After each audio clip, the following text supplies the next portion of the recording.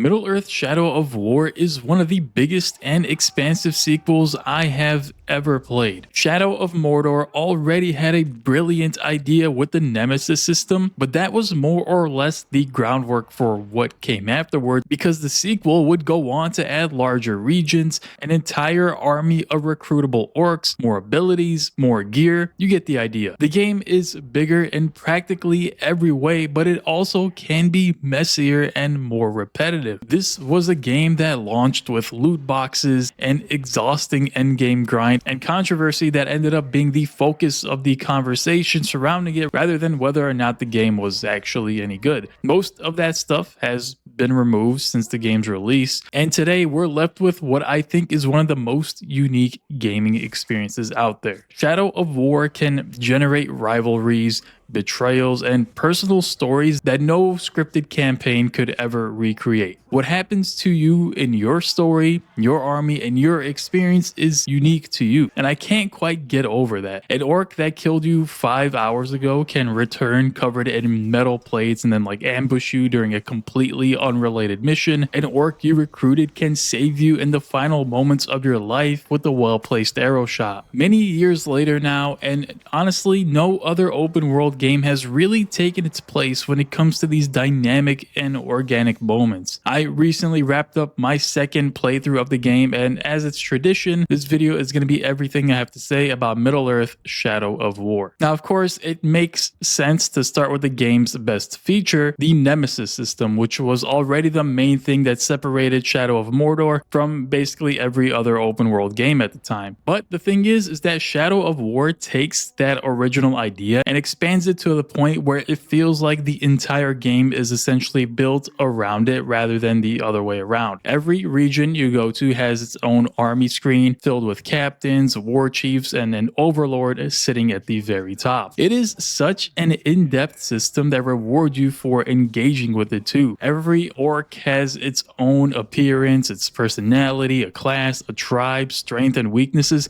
and usually some random quirk about them that makes them stand out from everyone else. One captain might be terrified of fire but completely immune to ranged attacks, while another can call on reinforcements, adapt to your executions or your vaulting, and can become enraged by just about anything. The dialogue that comes up before these scenes is also just perfect. Some of them won't stop talking about the last time they killed you. Some others won't have much to say other than just screaming at you. There are obviously repeated voices and personality types once you spend enough time with the game, but the system combines everything in so many different ways that most captains still feel distinct when you meet them. At the higher levels, you can find yourself running into orcs that essentially feel unkillable, but it's that challenge that makes the game work. But more on that later. I think what makes the system work so well is that these orcs aren't just frozen in place waiting for you to show up. Instead, it's a living, breathing world that doesn't wait.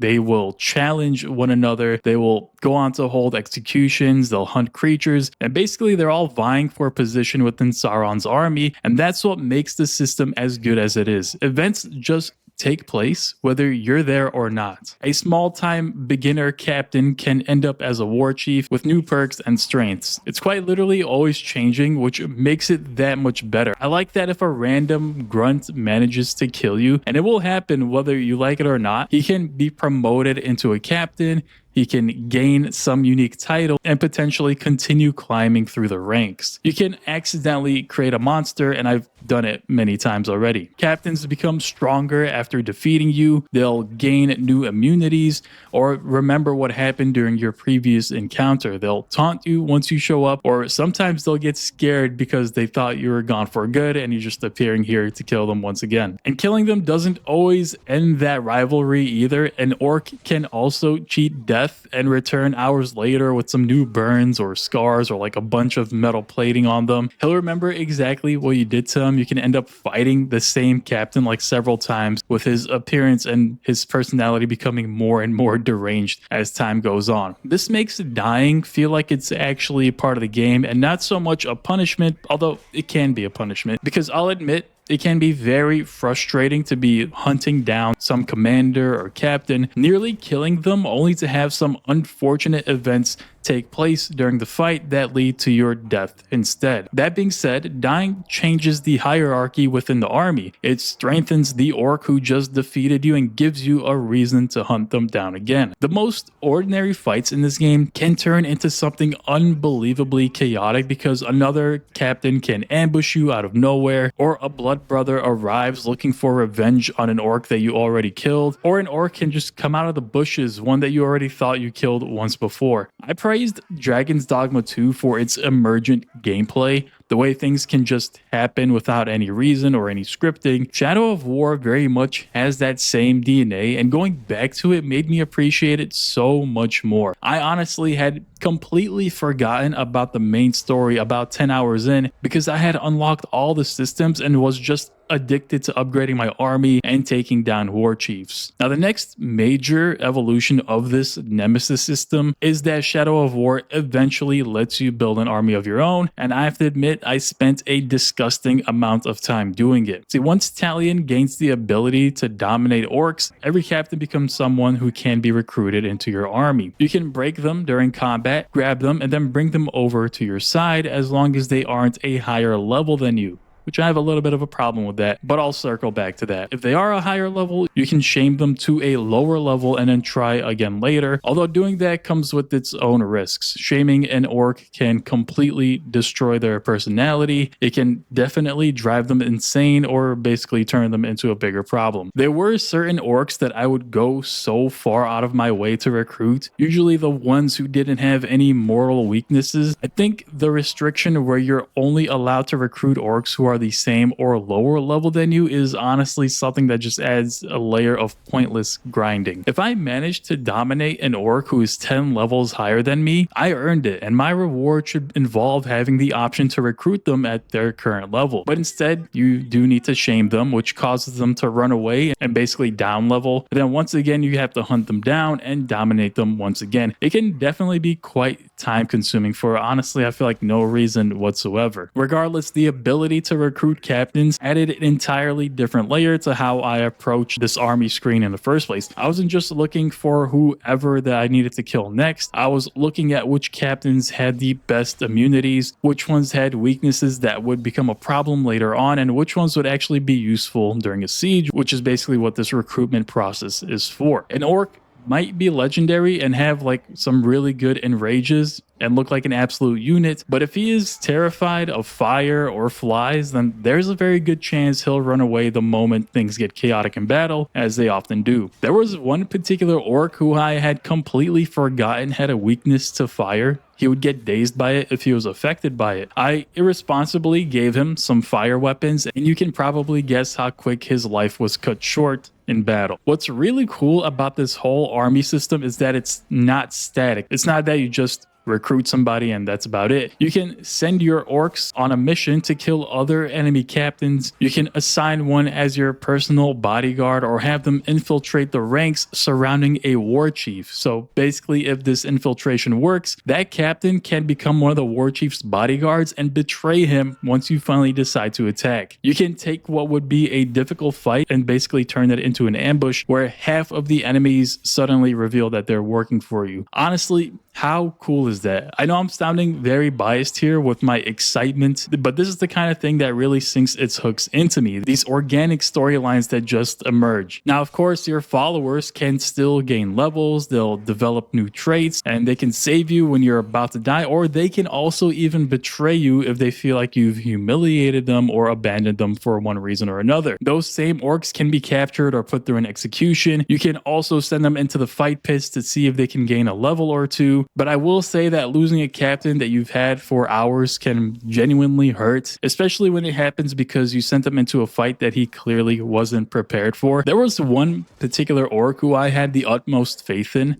I sent them into a fight pit against an orc that I had absolutely no information on, where he quickly met his demise. The time I spent shaming him once, fighting him again to break him, and finally recruiting him was basically all gone. I will say though, there are times where the system becomes a little bit too focused on just pure numbers. As Talion levels up, older followers eventually will start to fall behind because they were recruited at your original level. So keeping your entire army competitive can become more work than it actually needed to be. You can level them through missions and like training orders, but sometimes it's easier just to replace them with someone that is basically just stronger. Even with that problem, army building gives you a reason to really pick and choose what orc makes it into your army. Some were useful because of their abilities, while others stayed in the army just because I ended up liking their personality. But by the time I started attacking fortresses, I had a pretty distinct group of orcs that I was very happy to see in my raid. I kind of had a memory of how they got there in the first place, and that was always a nice little feeling. Now, of course, there is a whole online component to this where you can do online sieges or online fight pits, but those are things that I didn't really interact with. From what I understand, the online scene is pretty bad because people have created these hacked orcs that are basically impossible to kill. So I didn't really interact with the online system, but I probably would have if I didn't read that hacked orcs exist apparently, which is kind of annoying. But essentially that online portion wasn't something I spent any time in. Now, I should mention fortress sieges, which is where all the time spent recruiting and improving your army basically pays off. Before attacking, you get to choose which captains will lead the assault alongside you, and you can purchase upgrades based on the fortress's defenses. You can bring in siege beasts to destroy the walls, or you can have different creatures just join the attack. I usually would pick whatever gave my captains the best chance of surviving, because once the siege begins, there are so many things happening that it becomes very difficult to protect everyone. You fight your way through several different capture points, each one defended by enemy captains and war chiefs. Your own orcs do follow you into battle, and they'll clash with those different commanders, and they'll help you capture each section of the fortress. If one of them goes down, you do have a window to revive them, which honestly led to plenty of moments where I completely would go on to abandon the objective because I didn't want to lose an orc that I had spent so much time recruiting. These battles can become unbelievably chaotic. You'll have captains bleeding out all over the place. Reinforcements will be flooding in. Someone can betray you in the middle of a fight, and another orc randomly can show up looking for revenge. The whole strengths and weaknesses that you spent studying matter a lot here, because one bad matchup can get one of your captains destroyed before you even can realize what happened. Once every point has been captured, you can enter the keep and then fight the overlord. These fights are usually much smaller, but they can be harder because you're trapped in one room with an overlord, his bodyguards, and whatever creatures that he brings into the fight. I wouldn't say that these sieges are incredibly deep from a strategy perspective. They're actually pretty straightforward, but I don't feel like it needed to be more in depth. Seeing the specific orcs I recruited fighting beside me made the sieges so fun. Now, of course, I need to talk about the combat because that is the majority of what you'll be doing in Shadow of War. The combat in this game will immediately feel familiar to anyone who has played the Batman Arkham games or any of the older Assassin's Creed games. Talion can quickly move between enemies. He can counter incoming attacks with a little indicator over the enemy's head. He can vault over defenders or execute orcs once he has built up enough might. It's not an overly complicated system, but what I liked about it was that it felt responsive. Now, it can get a bit finicky when there are multiple cues to counter or dodge. Often I'd be confused of which attack to focus on first, leading to some damage being taken. I should mention that I did play this game on Nemesis difficulty, which is one above what would be considered normal, and I died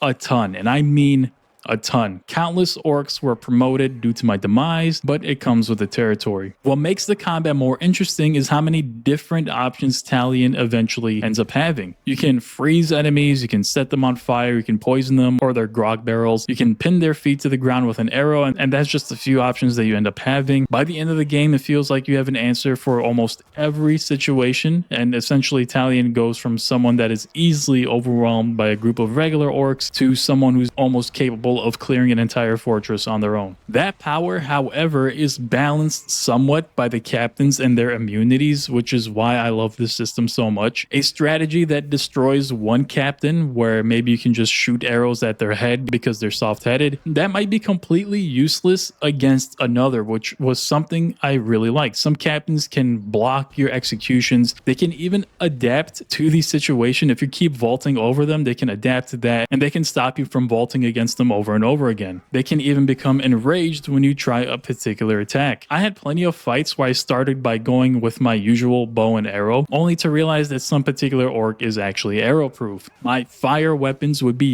useless against someone who is fireproof, and so on. There were some orcs that I was fighting that I had no idea how I can kill them because they're immune to everything that I had. So I had to think on my feet and basically use the environment, whether it be some explosive barrels and so on, or maybe there's some beasts nearby. When multiple captains show up at the same time with different strengths and weaknesses, the combat can become incredibly hectic, which I've touched on a little bit, but you're trying to remember who can be damaged by what while there are dozens of regular orcs surrounding you. This can be both very frustrating and quite entertaining, but more often than not, it was the latter for me. I just loved how chaotic this game can get at times, and when it does happen, you can kind of just run away and then come back when things settle down a bit. Now, there are times where the combat just struggles to keep up with that chaos. Talion doesn't always target the person that I wanted him to, and that's probably the most annoying and frustrating aspect of the combat, especially when you have a captain that you can dominate or execute, but the targeting feels so arbitrary that you end up hitting or aiming at some orc nearby that was never your intention. The camera can get trapped behind enemies,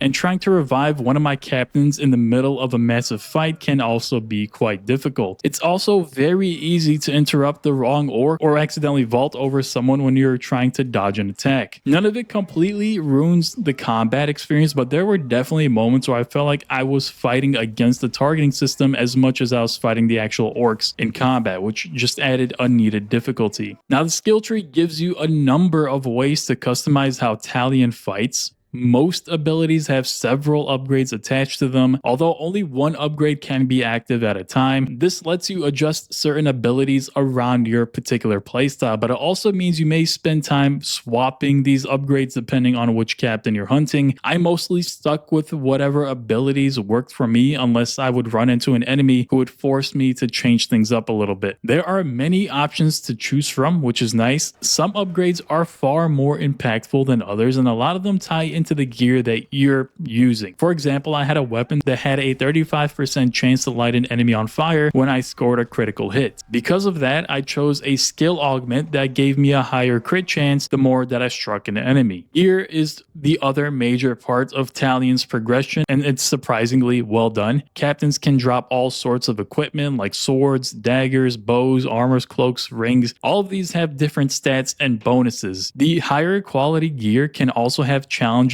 attached to them that unlock additional perks. I like that quite a bit because some of the challenges had me doing things I normally wouldn't, like riding a mount into battle and so on. There are also legendary sets that reward you for equipping multiple matching pieces. All of this gives you another reason to hunt down the powerful captains. Those epic and legendary captains are rare, but when they come around, I was often fully focused on them. You can even send a death threat to another captain through a worm, and once that happens, that captain gains a level and the gear that they drop becomes more rare, though I'm not sure if the actual captain themselves gains a rarity. The amounts of gear also never became overwhelming. Anything extra was often just sold away. And what I really liked was that if you have a piece of gear that you've been using the whole time, but it's getting a little bit low compared to your level, you can just keep upgrading it to keep pace with Talion's level, and all the stats and perks will increase with it. Found the overall progression incredibly satisfying. Talion becomes ridiculously powerful, but the captains continue developing new traits that force you to use more of what you unlock. The combat itself isn't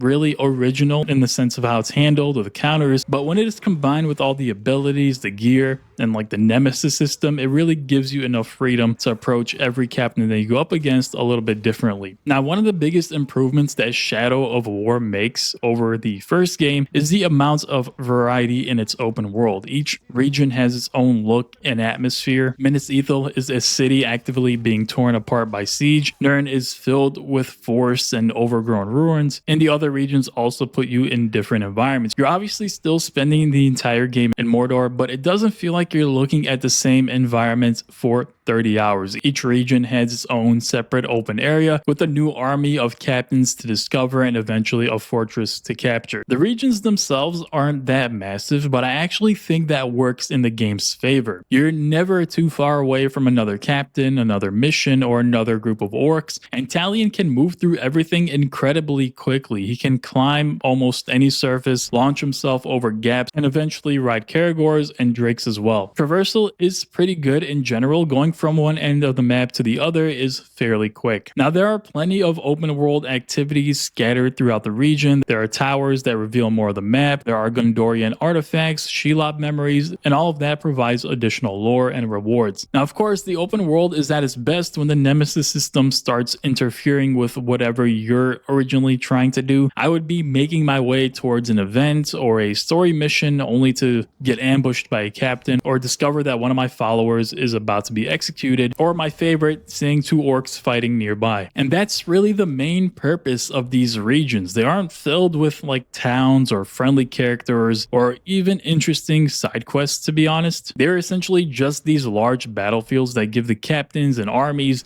and the Nemesis missions enough room to interact with one another. Now, of course, the activities can become repetitive, but the unpredictable nature of the things that happen between them is what kept me engaged the whole time. Most of my favorite moments in the open world had nothing to do with the objective that I was originally working towards. Now, I'm going to quickly touch on the story. I'm not going to spoil anything here, but the story does pick up after Shadow of Mordor, Talion and Celebrimbor forging a new ring of power that they believe can be used against Sauron. Their plan falls apart when Shelob ends up taking the ring, and this forces Talion to help defend Minas Ithil. And from there, the story expands into a larger war for Mordor as Talion builds up his army, captures fortresses, and attempts to weaken Sauron from his own territory. The most interesting part of the story is the relationship between Talion and Celebrimbor. Talion still believes they are fighting to protect Middle-earth, while Celebrimbor becomes more interested in the control that the ring brings. He doesn't simply want to defeat Sauron anymore. He believes he can dominate him and basically replace him. The story does jump between a lot of characters and ideas. Baranor, the Nazgul, Bruce all have their own storylines, and some of them definitely work better than others. Bruce was easily the most memorable for me, to be honest, because his story is directly connected to the Nemesis and army systems. Now, after finishing Shadow of War for a second time, I think it's much easier to appreciate what the game was trying to do. Now that the loot boxes are gone, which I can't believe they were in there to begin with, the end game has been reworked, and what remains now, in my opinion, is an incredibly ambitious open world game built around the system that is still doing things I haven't experienced anywhere else and likely never will experience anywhere else, thanks to WB patenting the Nemesis system. That doesn't mean all of its problems disappeared. Shadow of War can still become repetitive, especially when you're clearing similar activities across every region or basically replacing captains because their level is no longer high enough or they ended up dying in battle. The combat can also struggle quite a bit when there's too many enemies on screen, but I think that's sort of why Shadow of War remains so memorable, at least to me. It gives the Nemesis system enough room to create these stories that feel completely separate from the campaign, and I don't think I'll remember most of the collectibles that I found or every mission I completed, but I definitely do remember the orcs who repeatedly would go on to ambush me, the captains that I spent time recruiting, and the followers who either betrayed me or saved me when I needed them the most. Those moments are unique to my playthrough, and someone else can play the same game without experiencing